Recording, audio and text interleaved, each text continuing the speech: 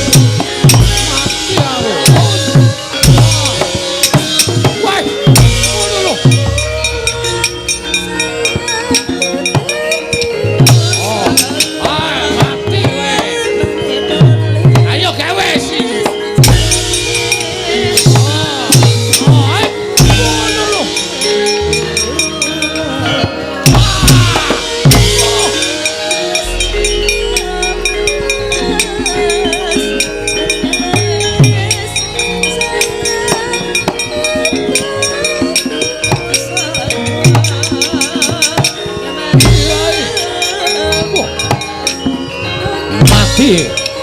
Mulai. Oh. Oh.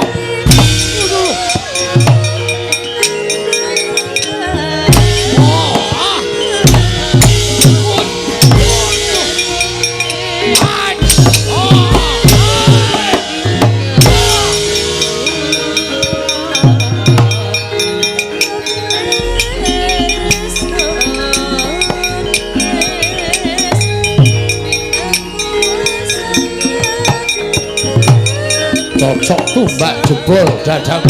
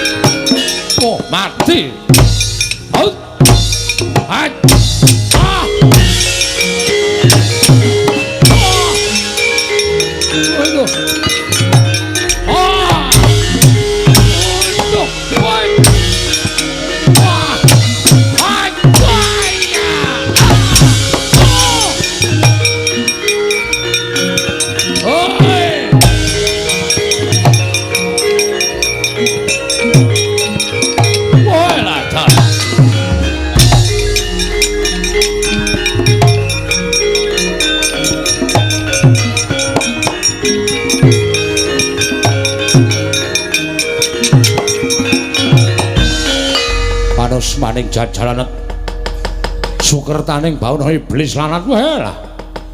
Lah kok dadi bubar mawut prajuritku ora iso dikukup. Mungsu wong karang kadempel mongko mung kawulalit. Ning pancen diwangi karo satriya sing dimong karo Semar Badranaya. Apa mbok anggap aku wong loro saudon telu saurban? Iki Prabu Panggulan Jagat, ayo aja maju, mboko siji maju bareng ngono leganing atiku.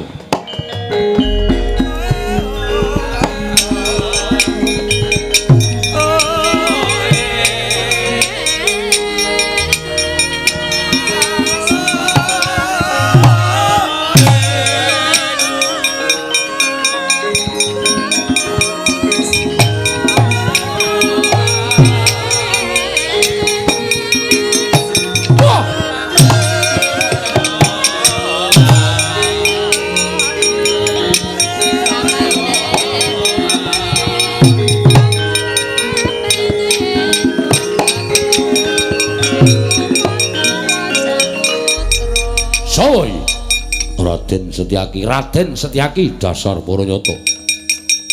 Kowe Prabu Panggulan Jagat yo. Ayo Endi Semar, tak boyonge marang negaraku. Dadi sarana waliyaning projeng Mbata Sarimbak. Iso boyong Semar Badranaya. Lamun iso nglangkahi kuwandaning Setyaki piye? Iso nglangkahi kuwandaning Setyaki. Sumuk nyawamu pengen meruput tinjo kayiwanganing Bathara Yamadipati. Kowe pengen mati mungsu Prabu Panggulan Jagat kelakon penjagamu. Rasah kukian bepanggal. Kene margani pati walat.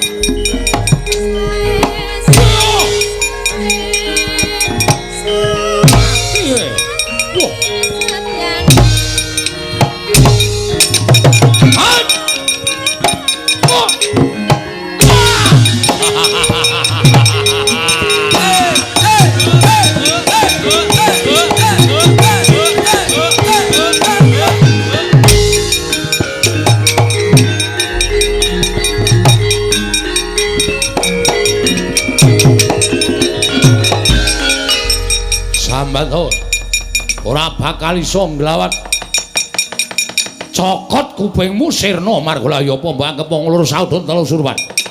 Ayo, iki Prabu Panggolan Jagat Nalendra negaraku tanpa tanding ming diapurmu iku arep menang karo aku sing entuk nggo gaman apa?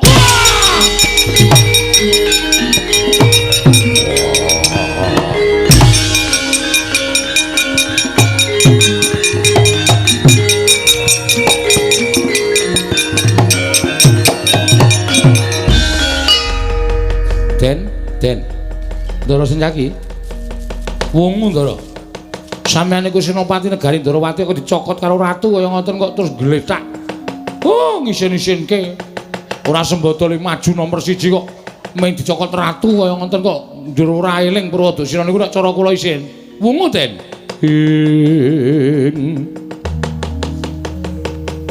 Setake tinunun kadanira wirang tumantang. Setyaniku karwanira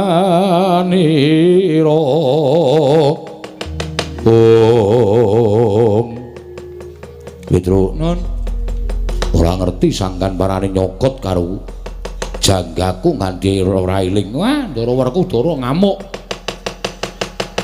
Lagi sumbar-sumbar sing kadohan clurut jelek dinjleki sirahe.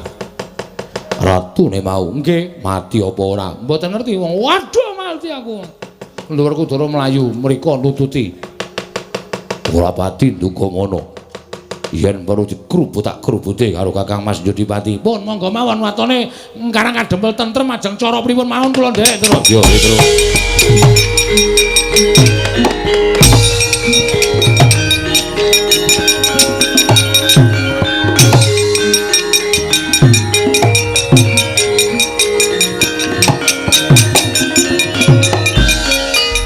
Raden Werkudara sing mau tak takokke karo Semar Badranaya dasar Baranyata Prabu Panggolan Jagat piye kowe ora usah dadak melu-melu perkara iki ayo semingkira kowe aja bakal mboyong karo Semar wis kandha ora bakal sagu mbok boyong marang negaramu kowe semingkira piye semingkir yo aku gelem semingkir watone Sambaya karo Semar Badranaya.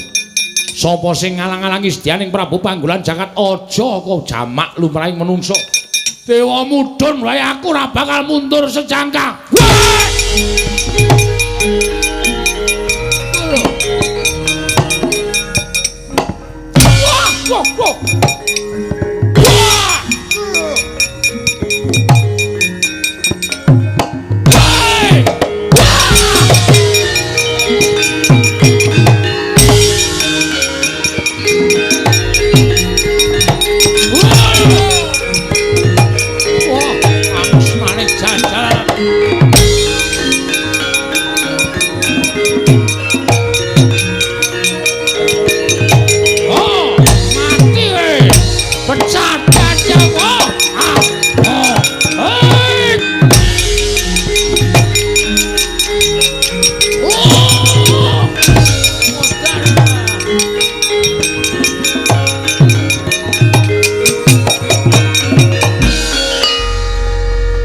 Apake Gong tak mod ndase ratu kok ngragas sapa-sapa dicokot Ndara Werkudara dikapake aku weruh terus ngantem Ndara Werkudara ora apa-apa kok ndrumak cekel nggon gulu Ndara Bratasena nganti ora eling dilingke Gong gah kok emoh iki nek dilingke ora eling terus nothok mbok wis rasah ngelingke eling ya karepmu ora ya wis emut Den Gus Ndara Werkudara emut sampeyan niku satriya peng-pengan dicokot karo ratu kaya ngoten kok ngglitakne cara kula isin eling Ndara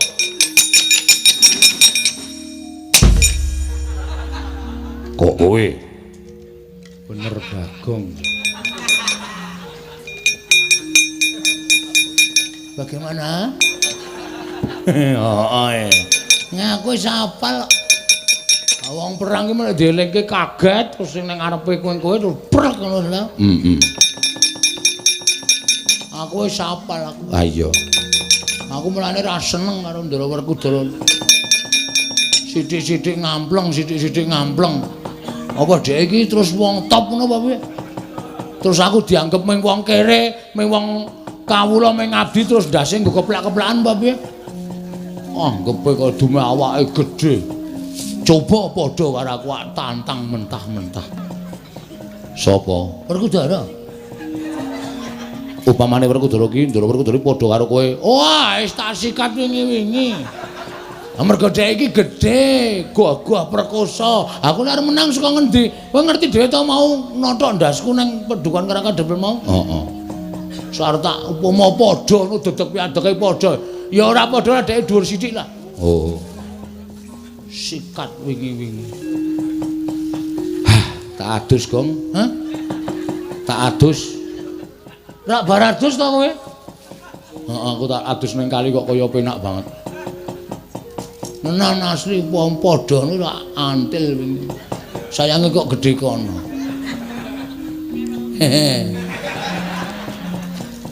Sapa sing padha karo kowe? Petruk. Petruk apa aku? Petruk. Mosok karo sampean kok wani ya ora mungkin. Wah, aku wit mau nang kene. Wis krungu kabeh. Wo.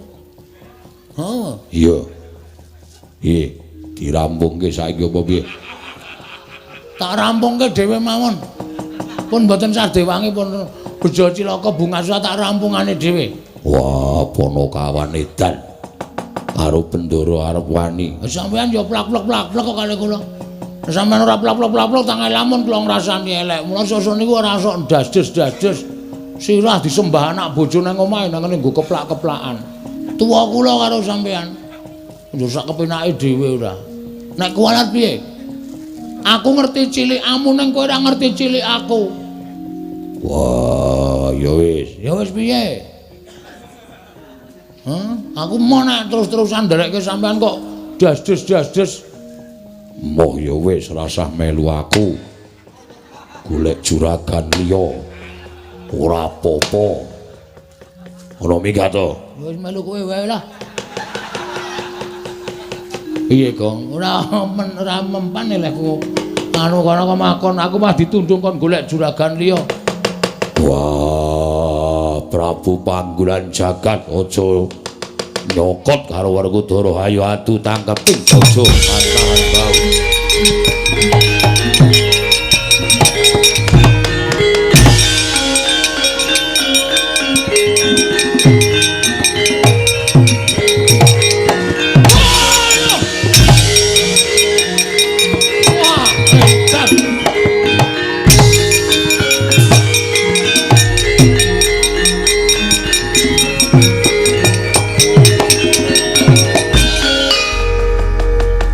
Ora tatanan kekuatane ngedap-edapi piye ya. Wah, saben sikile diuncalke lah kok tumomo ning dada sesek sumrebet panonku kaya ora weruh kiblat. Raden, aja mbok kira aku mung tekan semene. Kowe kuat nadai pusakaku Kyai Candrawirayang. Kowe iso urip kena Candrawirayang. Cilike kowe isih iso ngadeg aja dundang Prabu Panggulan Jagat. Lakon tak tibani pusaka Candrawirayang kowe nggletak ora eling dadi bandaning Prabu Panggulan Jagat keparat.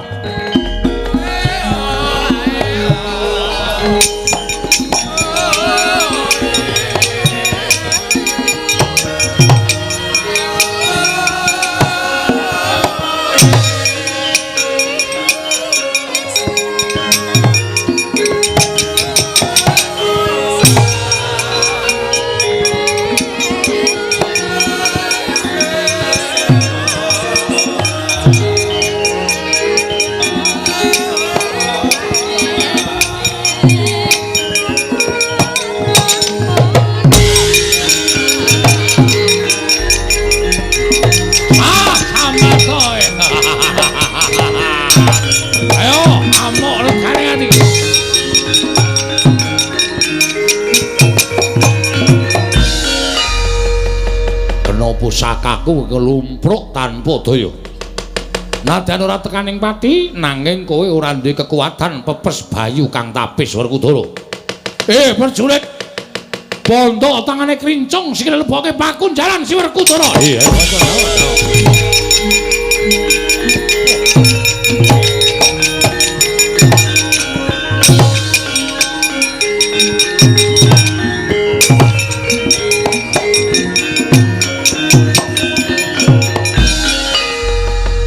Ndak sawaska kadohan adyan aku durung tau tepung. Nanging kae ujaring akeh padha nyebutake entuk Raden Janaka satyane bagus. Gaya teja pengawak tirta pamrujenar kaya kencana sinanglik. Kowe arep mbelani karo dulurmu tuwa tiban pusakaku nyusul karo kadangmu Jodipati Warna.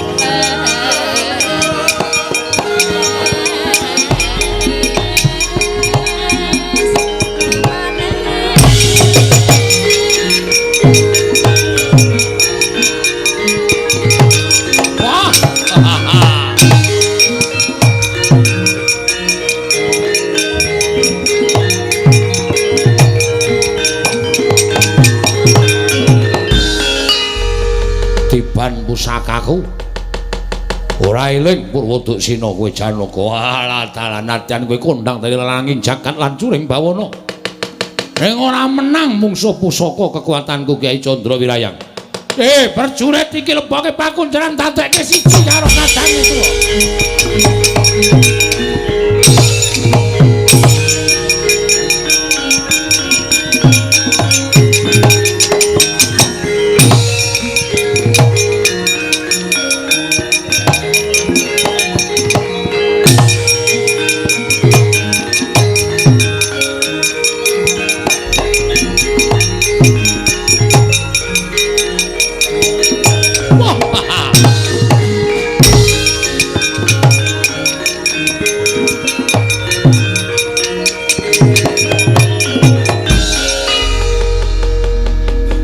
Puntadewa. Inggih sinuwun. Sewu-sewu karapatanipun ingkang abdi tadah wadana. Ngantos kula wantun merpeki dhateng jengandika Gusti kula ingkang sinuwun ing Pambata Sarimbak. Sinuwun Prabu Panggulan Jagat. Krana kula sampun nyumurupi bilih kadang kula kekalih Werkudara lan Janaka. Sami kapuping Rana Madyalaga kawon tanding kaliyan jengandika Gusti kula Sanata. Mila menawi kula ngantos kecalan kadang kula kekalih menika paribasanipun sarah mungguing lautan wastra lungset wonten ing sampiran. Sampun boten wonten ginanipun menapa-menapa. Mila dinten sakmangke menawi kadang kula kekalih menika mboten kawaluyakaken tuwin mboten kawangsulaken dhateng ingkang rayi abdipun Puntadewa. Pengajaping manah kula mboten nedya gesang nanging malah nedya sumusul dhateng kadang kula kekalih sinuwun. Wah, dalah bagus. Yen ngono kowe banget tresna karo adimu Sakulon Werkudara Putri Janaka ingkang wis tak rangket. Wis padha tak bondo, tangane tak krincung sikile, wis ora iso glawat. Babar pisan monggo kula aturi bondo ingkang abdipun Puntadewa. Katunggalna kaliyan para Pandhawa sanesipun lajeng sakmangke ginanipun menapa menawi kula gesang menika namung ijen datan para wak. Mboten wonten sederek miwah mboten wonten kadang. Kula ingkang saking menika kula pasrah bongkokan dhateng paduka Gusti kula ingkang Sun Prabu Panggulan Jagat. Prajurit bondo leboke pakun jalan Puntadewa.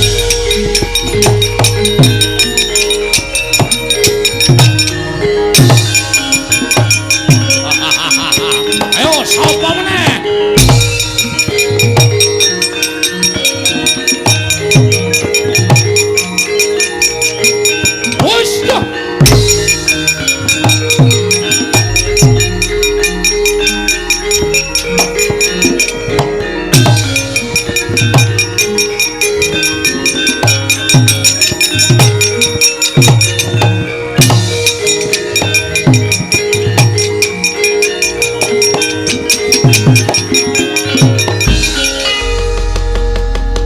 Pedro mlayu-mlayu ning ngopo?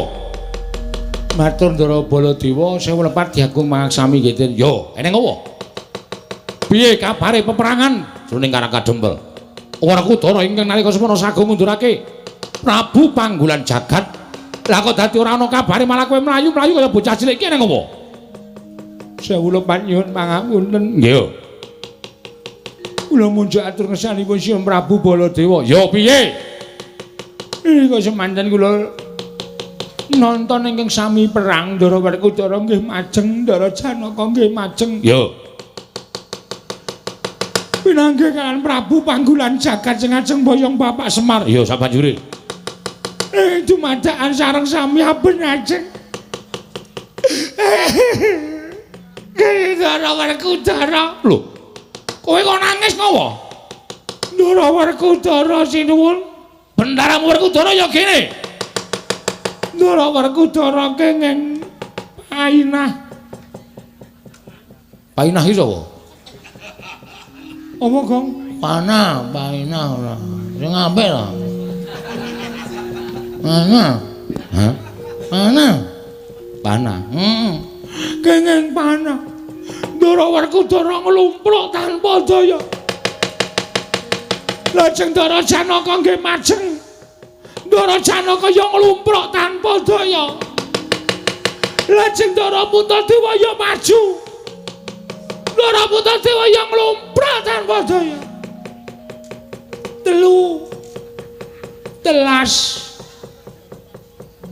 Telu entek piye? Telung piring entek. Gong ora sembrono ah. Gong ora sembrono to, pancal raimu. Ya wis. Terus. Ndara Puntadewa, Ndara Werkudara, Ndara Janaka kepikut musuh. Ae iblis lanat. Gugu karepe dhewe Petrus Wingkra ratune tak golekane tak ajare legane ati yo.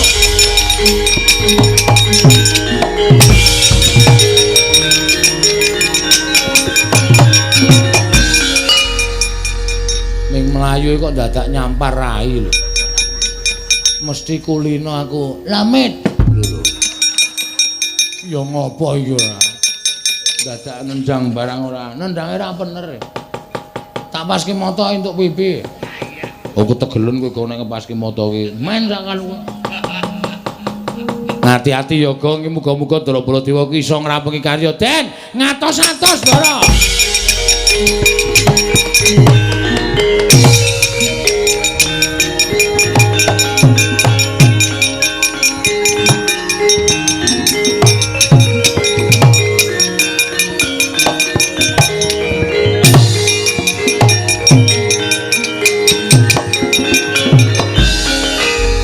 Narendra Mandura Prabu Baladewa, aku ora butuh Baladewa.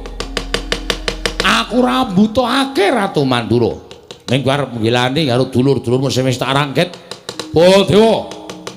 Kowe arep mbelani karo Werkudara, Janaka karo Puntadewa, tiban pusakaku ora tak gawe tekaning pati.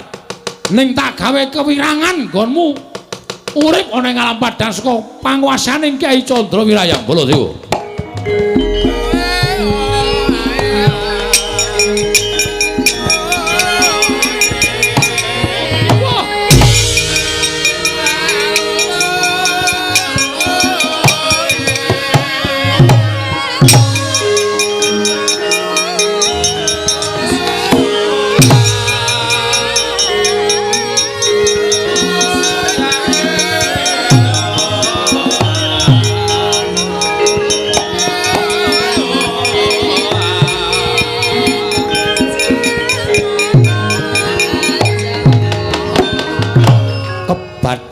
Kaya kilat kesit pindha tadhit lambahing jemaring Kyai Candrawirayang nalika semanten nata Mandura datan Graita kenging dadane panandhening mangke boten sirna margalayu nang keparing Jawata ical wujuding nata Mandura ana wujud sardula sak gubuk penceng gedene kagiat kadrakarsa sanggya para punakawan wau.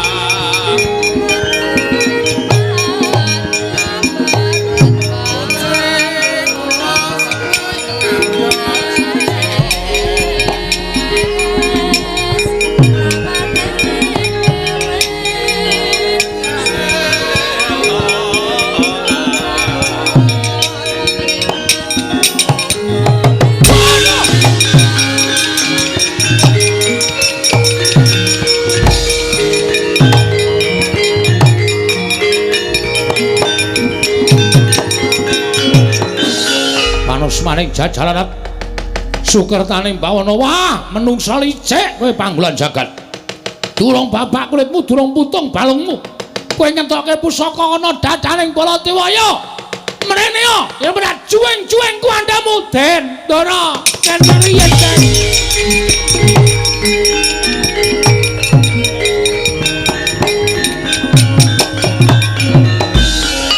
Petro ngopo Petro? Petro ngopo? Sampean kok mboten krasa. Sampean le tumbas jaket teng pundi? Jaket-jaket dengkulmu mlocot iki aku arep nesu. Nggih, ning sabar iki. Mengko nek sampean ngerti niku mesti sok. Kucinge sapa ya, Tru? Kucinge sapa dengkulmu mlocot ora? Apik iki. Anggoda, Anggora. Ngarani Anggora kok Anggoda iki munyuk kok. Sing ngriwu-riwu lho. Ha iya kae Anggora. Oh gedhe tenan iki jumbo iki. Kowe ngerti ora Gong iso apa Gong? Mbah. Den, piye? Ngerti ra? Lho. Kok iso ngono-ngono? Aku dhewe ya ora ngerti. Ming Prabu Panggolan Jagat kok ngeculke selang biru. Panah, Selang. Ha iki apa kaya ngene? Selang biru macrep ngono. Ndara Baladewa iso wujud kaya ngene. Dikandhani mesake nang ngono kuwi, Den. Kowe nggo pengilon ora le? Nggawa. Pengilon ngotan bunder lho cilik. Kok nggo kaya ngono tok ngapake? Tak taleni ning sandal e. Oh. Ning ana wong wedok tak ngekeki sorene. Nggo nginjen ya. Aku mbiyen senengane ngono kuwi to. Kelingan jaman semono. Tau konangan dikeprok buku aku. Wong edan kok kowe senengane ora. Den. Sampeyan mang ningali suku panjenengan to? Apa ora krasa wujude? Lho iki waduh mati aku kowe. Ayo Petro mati aku.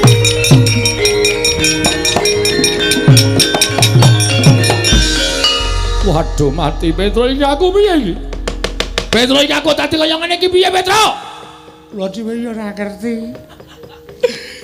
Sampeyan geng-geng panah nesu-nesu wae terus ngerti-ngerti wonten kebul makbul. Ilang wujuding Ndara Baladewa wujud macan. Waduh Petro, ati aku. Lah iki aku ora iso bali nang Mandura nek wujud kaya ngene iki. Iki piye Petro? Kula dhewe ya radong ratune ya digdaya tenan. Piye kok? Ana manut aku golek sirkus. Heeh. Iki didol ning sirkus payu larang, Tru. Tenan to. Macan bisa bicara. Bakong tak kletak ndasmu, mudhar ora aku. Ora sembrono aku ki ratu, Gustimu kok didol ning sirkus. Sirkus ki apa? Rasa dijelaske nek malah butuh wektu. Ngeten mawon. Piye Petro? Sowan Bapak Semar. Sampeyan wujud kaya ngeten iki kok sebabe apa, jalanane apa lan kudu kepiye? Niku sowan Bapak. Bapak yakin iso mernake kalih Ndara Baladewa sing wujud kaya ngeten iki. Aku kula percaya Bapak mesti yakin iso mernake. Yo, aku tak sowan Bapakmu Semar nggih. Semar, aku tulungono wujud kaya ngene Semar.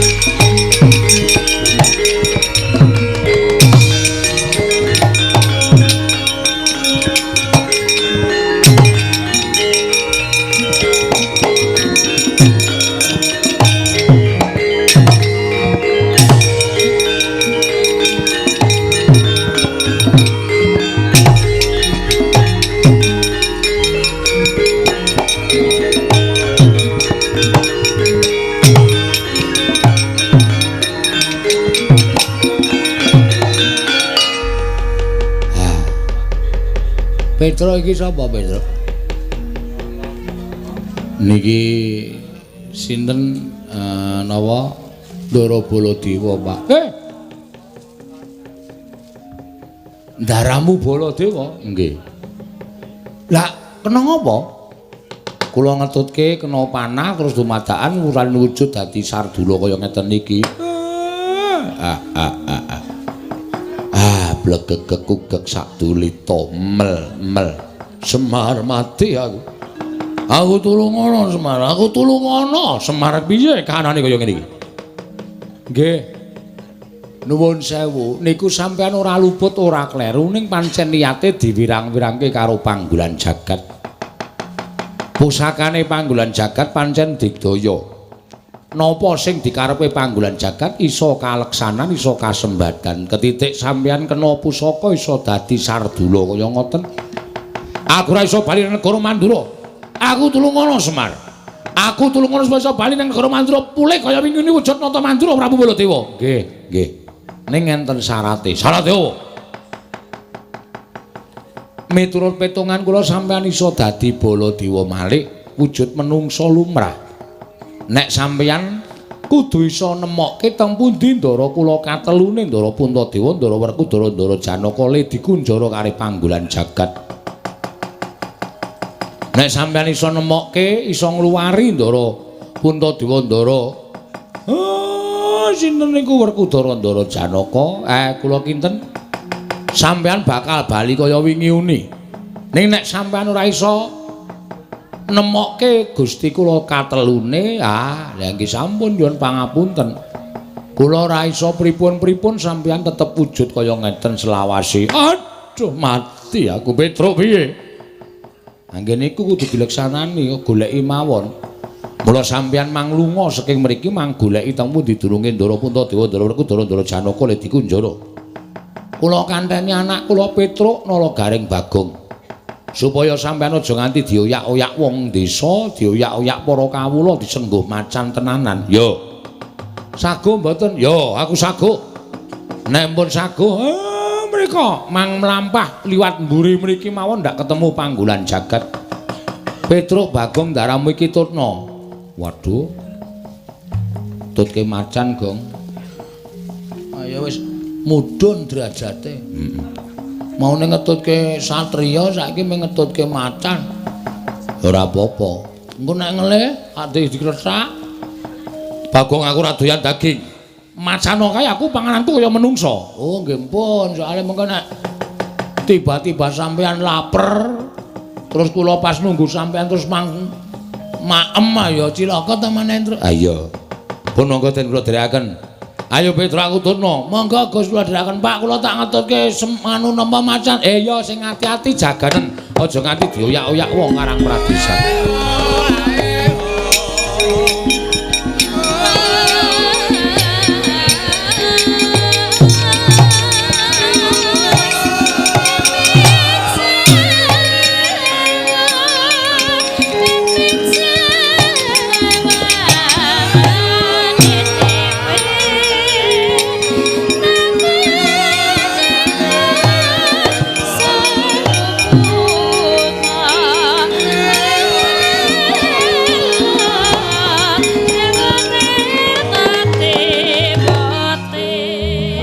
Liwong penggaring Kelurahan Semar Badranaya.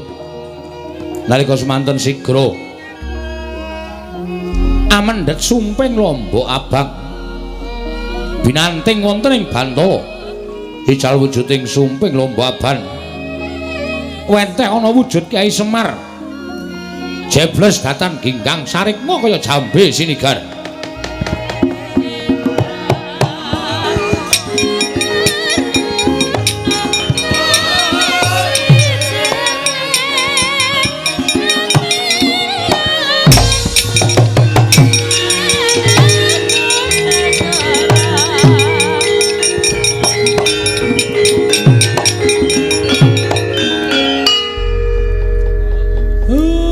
Semar, kowe gaweanku. Kowe tak utus yen mengko ana ratu sing tekan kene arep boyong karo kowe manuta, aja selak ya.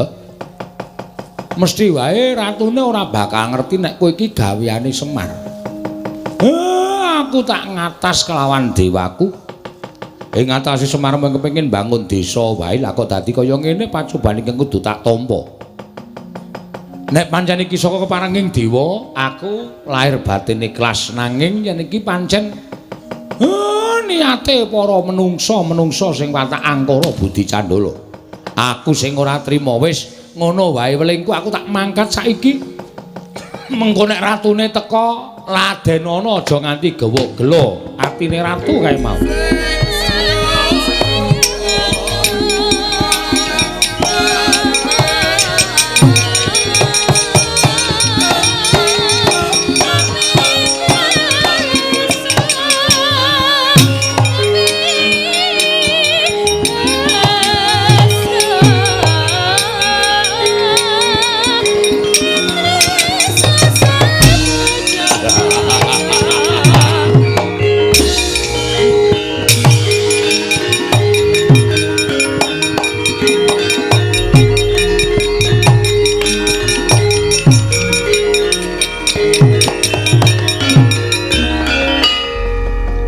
Nadyan kowe dipageri karo menungso sing padha tresna karo kowe nang nyatane kabeh ora ana ingkang monggo pila mungsuh aku. Swar. Dina iki kelakon penjangkangmu ngono bakal mboyong karo kowe.